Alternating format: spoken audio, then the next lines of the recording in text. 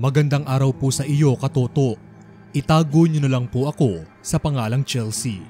Taga Quezon City po ako, pero sa ibang lugar nangyari itong ikukwento ko sa inyo. Halos 8 taon na rin ang nakakaraan. May 2 matalik akong kaibigan, si Maya at Erica.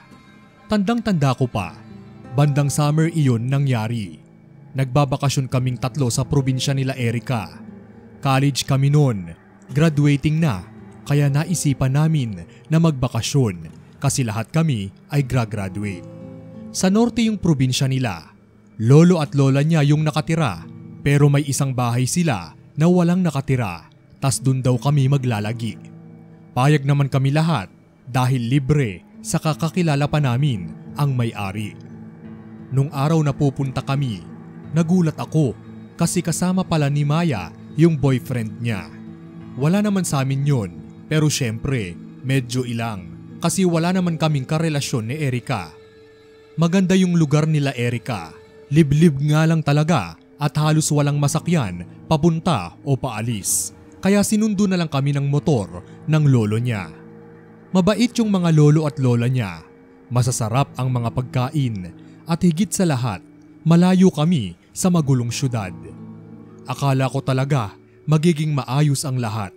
Kumbaga, i-enjoy lang namin yung prize namin na bakasyon sa ilang taon naming pag-aaral sa kolehiyo. Pero nagkamali ako dahil hindi ko alam na marami pala akong masasaksihan na hanggang ngayon ay bangungot pa rin sa akin.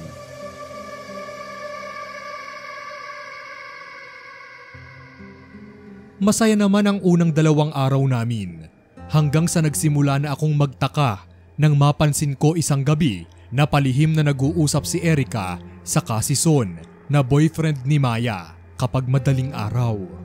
Hindi naman sila mukhang may mali siya, kwentuhan lang, kaya pinabayaan ko na lang. Pero ilang araw pa kami andun nang nakikita kong iba na yung tingin ni Erica kay Son. Ayoko namang bigyan ng mali siya, kaya pinabayaan ko na lang ulit. Hanggang sa nagsimula nang magbago ang lahat nung 1 linggo na kami dun. Bigla na lang kasing tinawagan si Erica para sabihin na hindi siya makakagraduate kasi nag-cheat daw siya sa mga papers na pinasa niya. Parang pinagbagsakan ng langit at lupa si Erica noon. Sinubukan na lang namin siyang pasayahin pero talagang sobrang lungkot niya. Ilang araw matapos nun, nag-decide kami na mas magtagal sa bakasyon para kahit papaano ma-comfort namin si Erica. Medyo nagiging okay na nun si Erica. Saka biglaang nagsabi sa amin si Maya na buntis pala 3 buwan na at may balak daw silang magpakasal ni Son pagkatapos ng graduation. Sobrang nagulat kami syempre at masayang masaya ako pero hindi si Erica. Hindi ko alam kung bakit pero parang nag-iba talaga yung pakikitungo ni Erica sa amin lalo na kay Maya. Pagkatapos nun, bigla na lang isang araw, unti-unting naglalagas yung buhok ni Maya. Una, paunti-unti lang naman pero nabahala kami nung medyo napapanot na siya. Sabi ni Erica, baka dahil lang daw sa stress o sa pagbubuntis, naaagaw ng bata yung sustansya sa katawan niya. Nabahala man si Maya sa kasison, nagsabi na lang sila na magpapacheck up si Maya pag uwi namin sa Maynila. Nagsabi nga kami na baka pwedeng umuwi na kami agad, pero sabi ni Erica, baka pwedeng dun daw muna kami kasi hindi na raw siya sasama sa amin sa Maynila. Doon na lang daw muna siya sa probinsya, kaya pumayag na kami. Ang kaso, nagsimula ng lumala ang sitwasyon ni Maya. Nagtaka kami kasi parang lumalaki yung tiyan niya. Parang hindi normal para sa 3 buwan na sanggol. Sabi ni Erica, baka daw kambal. Natuwa naman kami kasi baka nga kambal. Pero lumaki talaga yung tiyan lalo ni Maya. Para na siyang manganganak kahit anong oras. Lumobo ang tiyan niya na parang puputok na. Nag-alala na kami kaya nagsorry na lang kami kay Erica at nagpumilit na baka pwede na kaming umuwi para makapagpa-check up na rin si Maya. Pero bigla na lang daw nagkasakit yung lolo ni Erica. Walang maghahatid sa amin pabayan at imposible ring lakarin. Wala rin kaming maaarkilahang sasakyan at malayo nga kami sa ilang kabahayan. Hindi na rin ganun kalakas yung lola ni Erica para maghanap ng kakilala na pwede naming bayaran para maihatid kami papuntang bayan. Nagsabi kami kung pwedeng kami na lang yung maghahanap kahit lakarin pa namin ni Son yung sobrang layo para lang makahanap ng mapapakiusapan. Pero umayaw si Erica. Delikado daw, saka pwede namang hintayin ang lolo niya na gumaling. Ilang araw lang naman daw yun at baka umokay na rin ang pakiramdam. Kaya kahit na sobrang nag-aalala na kami, wala kaming nagawa kundi alagaan na lang si Maya na halos hindi na makatayo. Doble rin ang pinayat ng katawan niya at talagang sobrang putla niya. Sumabay pa yung naglalagas niyang buhok. Kung hindi mo kilala si Maya at makita mo siya sa estado niyang yun, malamang ay matatakot ka. Talagang hindi na siya gaya ng ganda niya dati. Wala na rin yung sigla niya. Pero wala naman daw siyang pakialam doon. Ang gusto niya lang malaman ay kung ligtas ba ang sanggol na dinadala niya.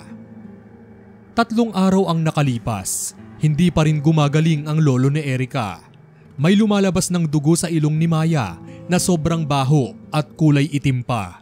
Hindi na namin alam ang gagawin at halos mabaliw na kami sa takot na baka nalason si Maya o kung ano ang sakit na meron siya. Pinipilit na namin si Erica na kami na lang ang maghanap ng masasakyan pero ayaw niya talaga. Baka daw di rin naman kayang bumiyahe ng mahaba ni Maya at doon pa madisgrasya sa daan. Nag-aaway-away na kami dahil sa hindi na namin alam ang pwede naming maitulong sa kaibigan ko. Hanggang sa isang araw, sumuka na ng sumuka si Maya at yung suka niya may lamang sobrang daming bulate. Tumindig talaga lahat ng balahibo ko at kahit ako na malapit niyang kaibigan ay talagang natakot sa itsura ng suka niya. Wala akong nagawa kundi umiyak ng umiyak para sa kaibigan ko na wala namang ibang ginawang masama para maghirap ng ganun. Nagmakaawa na ako kay Erica. Ang sabi ko, ako na lang mag-isa ang pupunta. Hindi na niya ako mapipigilan kasi talagang kahit ikamatay ko pa yung daan papunta, basta mailigtas ko lang yung kaibigan ko. Pero tinawanan niya lang ako. Nagulat ako, gulat na gulat. Pirmi ko lang siyang tinignan kasi hindi talaga ako makapaniwalang nagagawa pa niyang tumawa sa ganung klaseng sitwasyon. Halos mamatay na yung kaibigan namin tapos parang wala lang sa kanya. Hindi ko alam kung bakit pero parang inutusan na lang ako ng paa ko na tumakbo papunta sa bahay ng lola niya. Hindi ko alam pero kinutuban ako ng masama at pagpasok ko doon ko na natuklasan ang punot dulo ng lahat. Nakita kong may altar yung bahay ng lola niya. May mga bungo at maraming pula at itim na kandila. May buhok sa altar na alam kong kay Maya dahil sa kulay at may picture din ni Maya na pinunit galing sa picture naming tatlo nila Erica. Dahan-dahan akong naglakad palabas, saka ko nakitang nagsisibak ng kahoy ang lolo niya. Gulat pa siyang napatingin sa akin, saka ako nginitian. Ibig sabihin, nagsisinungaling lang din talaga si Erica na may sakit ang lolo niya. Tumakbo ako agad papunta sa bahay na tinutuluyan namin. Pagdating ko dun, hindi na ako nakapagpigil, pinagmumura at pinagsasampal ko na talaga si Erica. Hindi ako naniniwala sa kulam o sa kahit na anong mga elemento, pero wala na akong ibang nakitang dahilan kung bakit ganun ang nangyayari kay Maya. Sa nakita ko, halatang pinakulam ni Erica si Maya. Ang hindi ko lang maintindihan ay bakit. Natigil ako sa pagwawala nang bigla na lang umiyak at nagsisigaw si Maya. Pagtingin ko, may kung ano siyang hawak. Nang lapitan ko, halos masuka ako sa itsura ng maliit na sanggol na kinakain na ng uod. Sasampalin ko sana ulit si Erica at nung mga oras na yun ay handa na akong patayin siya, pero nawala na lang siya bigla. Tumakbo na lang ako agad sa lolo niya para makiusap na ihatid na agad kami sa pinakamalapit na ospital. Pumayag naman ang lolo niya at sa ospital na namin nakumpirma na patay na nga ang baby ni Maya at ni Son. Hindi na rin makausap ng maayos si Son noon at si Maya naman parang tinakasan na ng ulirat. Ganun silang dalawa hanggang sa makauwi kami sa Maynila. Pag uwi ng Maynila, tuluyan nang nabaliw ang kaibigan kong si Maya. Si Son naman ay nagpatiwakal. Ako, muntik na rin talaga akong mabaliw dahil sa pagkasira ng mga kaibigan ko at sa mga bangungot. May nagpadala na lang isang araw ng liham sa bahay namin. Humihingi ng tawad si Maya dahil sa nagawa niya. Nagawa lang daw niya yun dahil sa matagal na siyang inggit dahil si Maya na lang ang laging bida.